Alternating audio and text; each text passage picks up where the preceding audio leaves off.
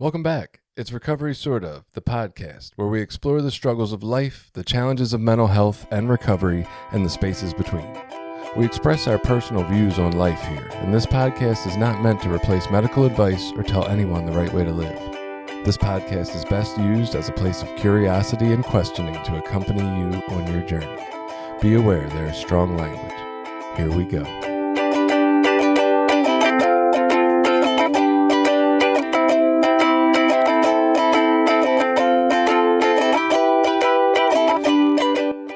Welcome back. Hi, Jenny. How you doing? Good morning. It's morning now. Yeah. I don't know when everybody's listening to this, but it's morning. Good morning. Hey. If not, fill it. Good afternoon.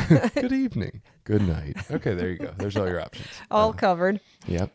So you're here. We want to talk about, obviously, what we always talk about, which is humanness, humanity, being human, how to relate to other humans, like how to get along with people, how to make a meaningful life. You just want to talk about relationship journal. Well, I'm doing an experiment. So this is what I thought to share. Excited. Okay. I'm doing an experiment. I'm calling it the Experimental Relationship Journal. I love it. Okay. Already. Oh, good. Good. Just because it's got a title. I thrive on encouragement, so that's great. I mean, usually I'm just like, I'm going to journal. I'm going to meditate. I don't give it a fancy name. You created a whole new practice and titled it. And Well, we'll see, because it's an trademark? experiment. No, but maybe. Copyright something. Okay. Experimental All right, relationship so this is I journal. wanted to share about my experimental relationship journal. Tell me what you think. I'm open to criticism. It's an experiment, I can revise. So, all right, the point of it is rooted in interconnectedness. Do you remember when we did a show on interconnectedness? Yes. You know it. So interconnectedness, if people aren't familiar, is we don't get through this life not without connecting with other human beings and anything that like nature, spirit, whatever. Right. We don't get through life alone. Even if you think you're alone or like nobody helps me, well, guess what? Like that shirt you're wearing was made by someone, and it was grown. The cotton was grown on a farm, and that soil was tended to for centuries. To grow the cotton that was spun into your shirt.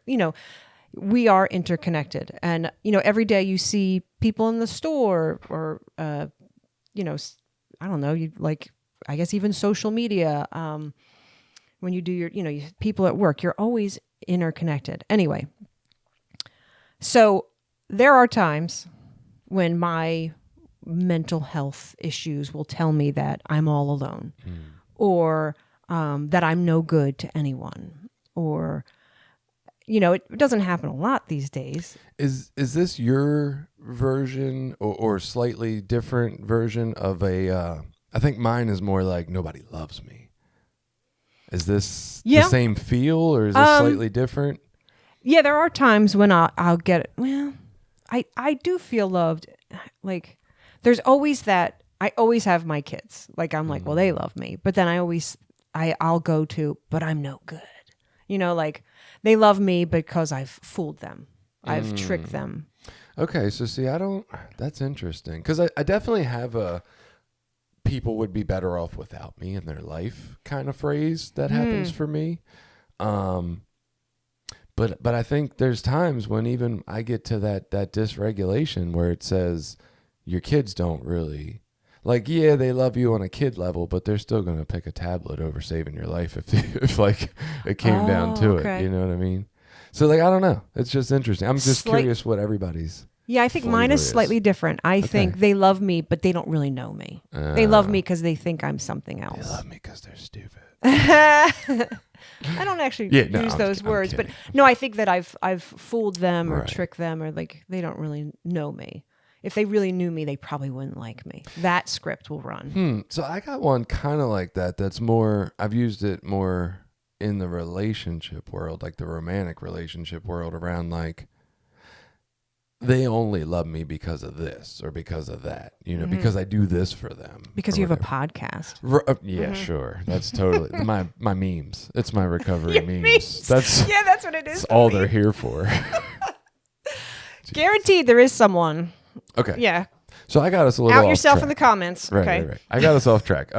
So your intent with this experimental relationship journal is to combat that inner voice that tells you you're not good enough? To combat the inner voice to say that, well, a couple things, that I'm alone, I'm no good to anyone, no one helps me, because sometimes that happens too, where I'm like, God, I'm so alone, I don't have any help. And this is, so far, the intention is, it's a good reminder of, you have a lot of help out there, and I need to ask for help when I am struggling. So that people help me and care about me and want to see me, and I help people. I am valuable to other people in my life, because sometimes I forget, like, I am a good friend. I am a good family member. I do help the community, my neighbors. Like, I am a value, and I'm not manipulating them. Like, I'm truly, like, here's an example. This sounds like I'm tooting my own horn, but like yesterday, I have an elderly neighbor, and she's like, Jenny, can you help me with my car? I am just not well enough. We have snow right now in Maryland. And I was like, yeah, sure. Like I'll go help her. And like, that means a lot to her. She's, too old to take care of it herself. Right. I was delighted to get a text this morning that she's like, oh, my brother-in-law's coming over. I'm like, cool, I don't have to do that. But like, she's like, thank you so much. And I'm like, hey, you know what? I'm meaningful to Gretchen.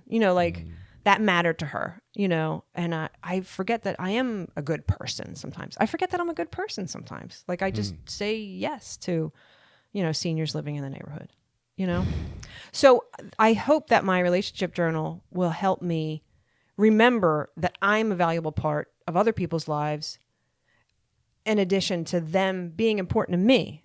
So I'm trying to grow up, I'm trying to do the right thing. I'm trying to, like, take care of my money. I'm almost, oh my God, people, I am almost 50 years old. I'm like a year and 3 months shy of 50 years old. And I still don't have, like, a solid handle on finances. Like, how many months is 50 years? I 600? Yeah, I think it's 600. Yeah. You're almost 600 months old. Good job with the math. But I can ask for help. Like finances is not my, like, huge forte. Like, I'm stable, but, like, I should be, like, planning for old age and stuff. And I need help. Go ask for help. There's people in my life that can help me.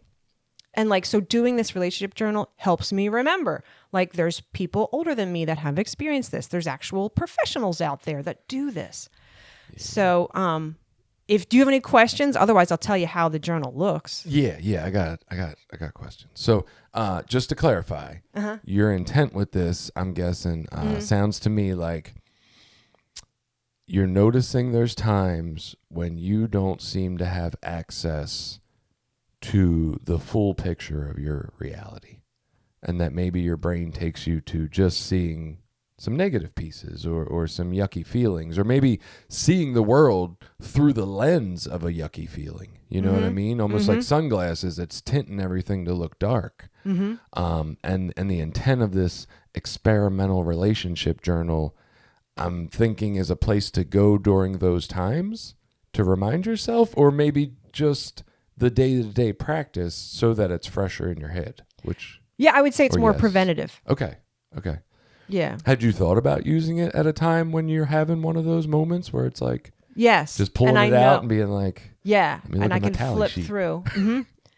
Yeah, okay. And it does look kind of like a spreadsheet. This is like, cool. No, this is awesome. So it's just, right now it's simply the date and then anyone I have meaningful contact with in that day. And so far, I'm curious about the order. So, like, who am I talking to first in the day? Like, is it my family? Is it online? Is it, like, okay. So that's part of the experiment, is like, oh, wow, look, I didn't even think about that. I was on Facebook before I even talked to my husband. Like, that's weird, Yeah. No, I'm super interested in how too. So I definitely want to get there. I'm just really interested. Like, this is fascinating. Okay. So pause here for a second. Pausing. Has your inner child had a moment? How long have you been doing this? The experimental relationship journal? Yeah. like a little less than 2 weeks. Okay. No, that's great. Has your inner child had a chance to, like, I want to say thank you, but really just feel the appreciation that the loving parent, Jenny, is taking this kind of time Aw. and dedication to like make her life better for that little girl. No, we haven't had that sit That's down yet. amazing. Yeah, I think we will maybe sit down and celebrate that, you know? Yeah. And then maybe like, I don't know, some other part of Jenny can come in and just be proud of like loving parent Jenny. That's fucking amazing for doing this. That's cool. Aw. I mean, really, that's a big Thanks. investment in yourself to do something like this. That's awesome. And I think we Thanks. get more benefits from the back end, pointing that back out to ourselves. You know what I mean? It's kind of what you're doing with your experimental relationship journal, is trying to point how good you are out to yourself.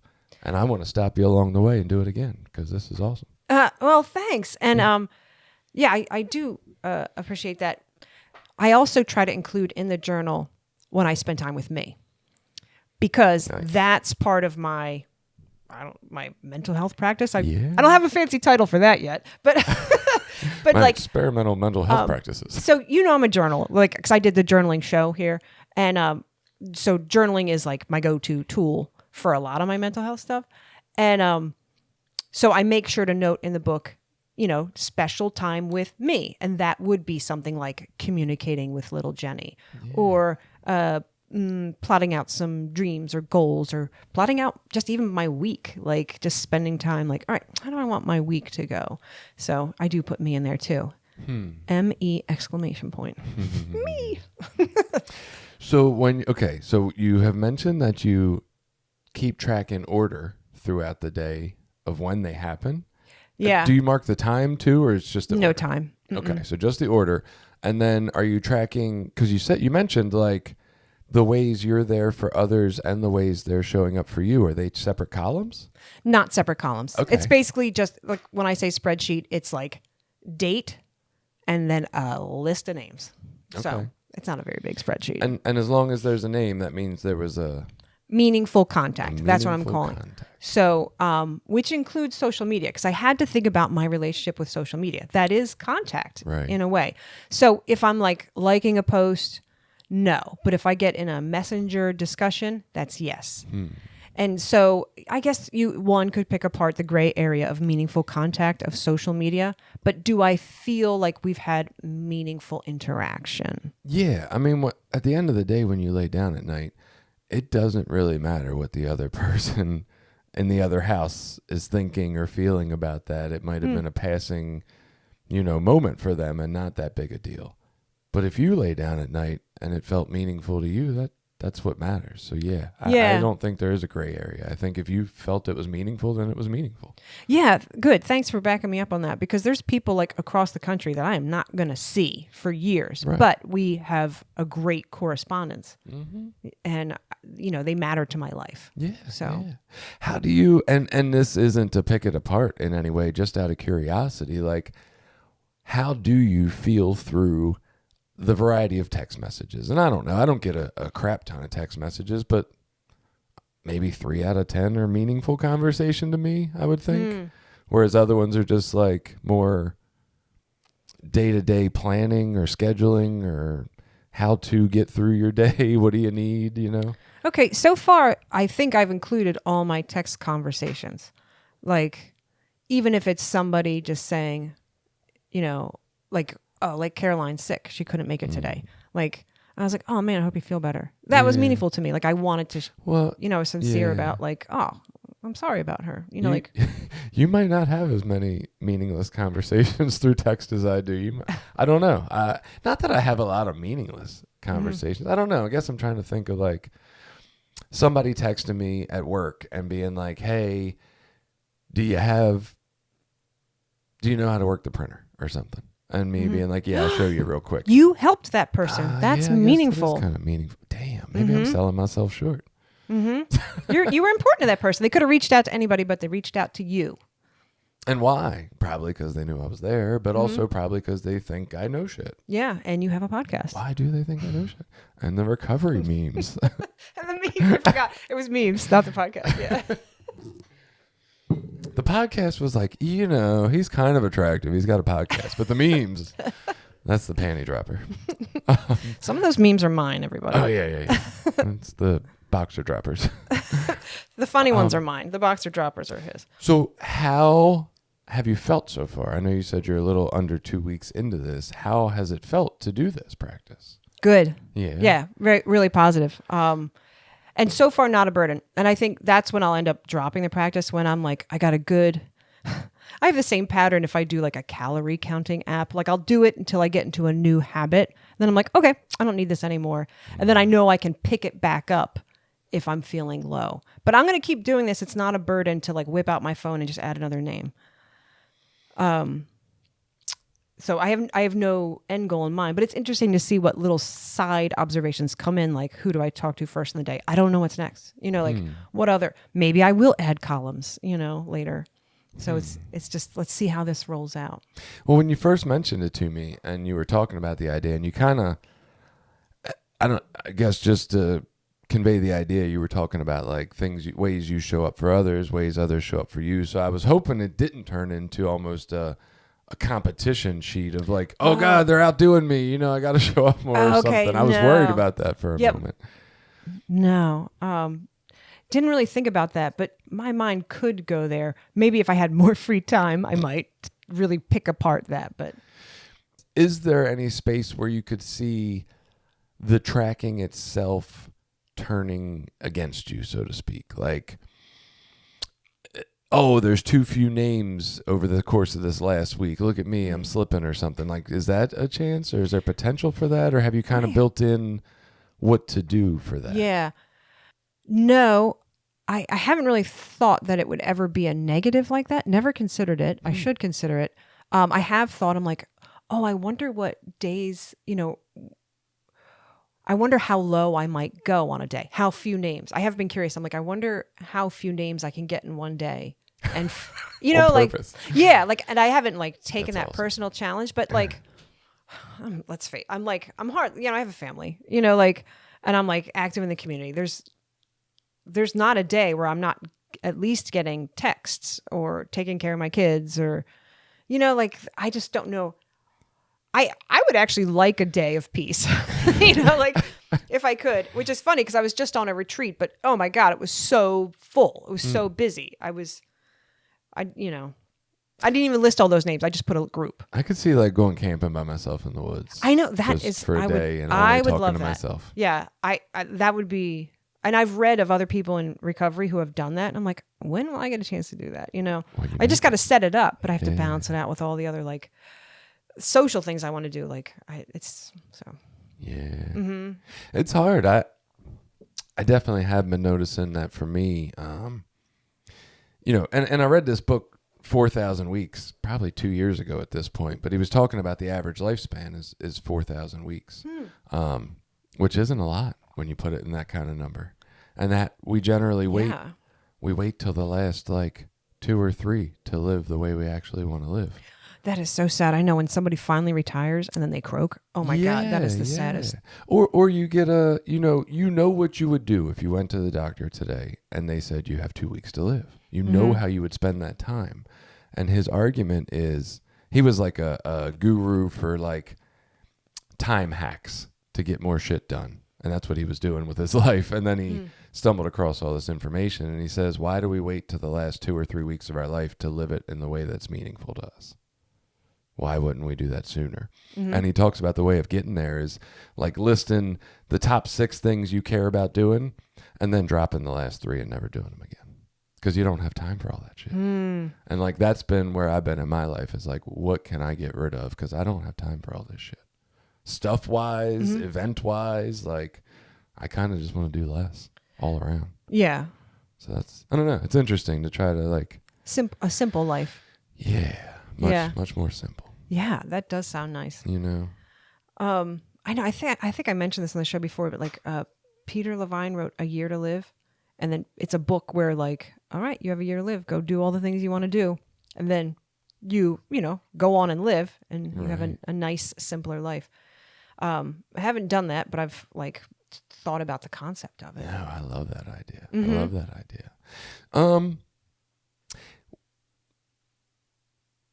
Is there any other useful purpose for this tracker? Like as you're tracking, could it also be telling you something else about yourself? Like, oh, when I have more names, I must be feeling More calm and restful in my nervous system because I'm more social. And then when I have less names, I must be more maybe dysregulated or in a little bit more survival mode where I got to kind of protect myself. I didn't consider that, so thank you. But I thought too about like times in my life where I'm a little too connected. Well, that's what you're driving at. Yeah, spinning up my nervous system, getting me extra anxious. Like, wow, I'm feeling extra anxious. Well, look how many people I've been in touch with the past week. Yeah, no wonder I'm feeling really anxious because I think I tend to, I'll take everything coming my way and I forget that boundary of like, whoa. Okay, you know what? I'm not going to go to that meeting tonight. I'm not going to do that social thing this weekend. I'm not going to. So yeah, I am going to look for patterns like that. Like, that was a really busy week. No wonder I was freaking out, you know? How many names are you getting on your list each day on average? Because I feel like that could quickly, even me in my life, I don't feel like I talk to a lot of people, but I'm like, oh shit, my list would kind of grow quickly, man. It might. So I'm pulling up my journal. So like 20 people a day, 40 people a day. Mm-hmm. So electronic connection is big. So like, group texts, like, and how do you count that? Is that one? So what I know, I kind of make a note, like I'll note like the group text and then anybody in the particular group text that I might have had a meaningful exchange with. Mm-hmm. I don't list and like Thursday night is my in-person Sangha meeting.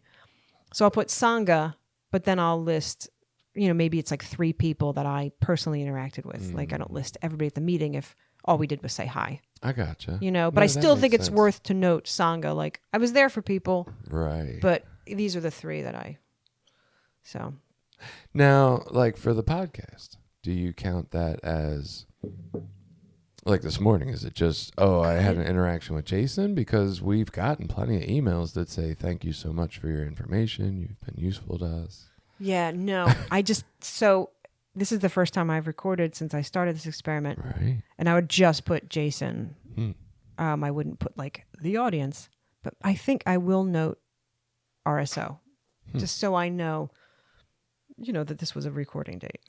Yeah. I mean, maybe even if it's not necessarily the audience, just the topic or the mind frame that we're in when we come to talk about recovery things. Like, I feel like it's like spending time with healing or with the growth part of you. I don't know. Something in there that feels better than the average day, and that's when I'm just doing what I got to do. But it's more about the relationship, I think. More about the giving. What am I giving to the fellow humans? I don't know. I guess I find that in there. Mm-hmm. Like whether it's, I don't know. Yeah, I'm not going to go down that route. Yeah. It's fine. I think it would be really cool to add I don't know how you want to conceptualize it, but some kind of ranking or rating system for how you're feeling. Maybe at the end of each day, right? Because you might be able to notice a pattern of the right amount of social interaction or relationship interaction for you. There might be this is too much and this is too little, and here's my Goldilocks sweet spot. Yeah, and so when would I rate that? When I'm going to bed? I think so. How's my day? I think at the end of your day, like, because if you're feeling... I'm going to call it the Goldilocks column. Well, and maybe even like you can put the ranking in at night or the next day. But yeah, like, I mean, you might know by 5 p.m. I've been overwhelmed today. I've had too many requests or demands on me. So what's the scale? It's like overwhelmed, at peace? That seems very personal to me. Like, that might not be other people's issues, but... Could you put a percentage of that? Yeah, let's just start there and see where it goes. Yeah. I am going to add a 3rd column. And that's because that's more my issue is I'll get overstimulated, overconnected. Mm-hmm. And then I'll get like a negative thought patterns, like, like, I don't know, like the I'm not good enough kind of thought patterns. Right. Because my brain's out of control. I think it's a neat idea. I think the one thing I know is the best way to change or shift any behavior is to track it. Like, you don't have to do anything, just track it because you'll see it and then you'll do something about it. But yeah, any kind of shift we decide to make towards a more positive lens or like combating the old thinking or the story through, collecting information. Like, this is all what I think we need to do. I don't know that it necessarily eliminates the yucky stories in our head or fixes anything in that manner, but it gives us more. It builds up that other part that can come in when the story starts and say, hold on, what about this other thing we've been looking at? You know what I mean? Mm-hmm. And like, if we don't have any information to gather, it's hard to argue against that feeling inside that's saying, no, you don't do enough, or you're not enough, or nobody cares. But when you have the data, that's something there. That's substance. That's like, wait a minute, I've been doing this. Mm-hmm.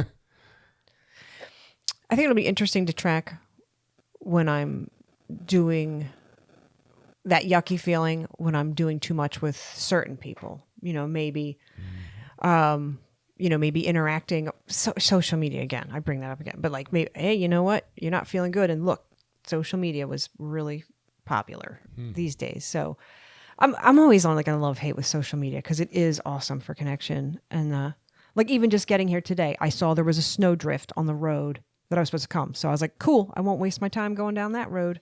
Like just even like news bits like that. But, like maybe I'll see a pattern like, you know what? I don't feel good whenever I interact with her or something. I can't think of anyone right now, but it depends how long I'll do this experiment. But, yeah, I didn't know about that tracking part. Thanks, doctor. But I don't even know how this came to be, but I guess I was just curious. Like, I was like, let me just track stuff. That is interesting. I feel like that was my next question. Like, what led you here? I don't know. I might have to go back and look at my journal the day I started this. Like, what in particular? I think I was starting to feel low, and I was like, no, you do help people, Jenny. Let's go see. And like, you do have help. That's been a big one for me lately. Is like I mentioned the financial thing, but there's other stuff like, Jenny, ask for help. Like you have people who want to help you. Go let them help you. Yeah. You have people in your life that, you have helped and they want to help you. And there's people that want to help me that I haven't helped. It's not a score-keeping thing. So I think that's what started me. I was like, well, let's start tracking it. It's not hard. And I'm definitely not trying to add more chores to my day. That's why I'm just keeping it real easy. But I can add one more column. Yeah. Well, and I think, you call it the experimental relationship tracker. It's like a connectedness tracker. It's tracking your connection, and like, I'm really moving towards the belief that is I don't know how to express it exactly, but biggest reward giver to us is positive connection with other life. I'll co-sign that. Yeah, definitely. I think it's bigger than food. I think it's bigger than, buying stuff. I think it's bigger than sex. And the connectedness is at the end of the day. It's that after 10 p.m. when I'm laying in bed and I can actually fall asleep because I feel that connection and not that, that disconnection that I think a lot of us feel when we start spiraling. So there you have it. It's the experimental relationship journal. Feel free to try it out and see how you like it and what it tells you about yourself and what you learn. Feel free to reach out on our social media and tell us about the different tracking and journaling methods you guys have tried in your lives that you found to be pretty cool. And have a great week.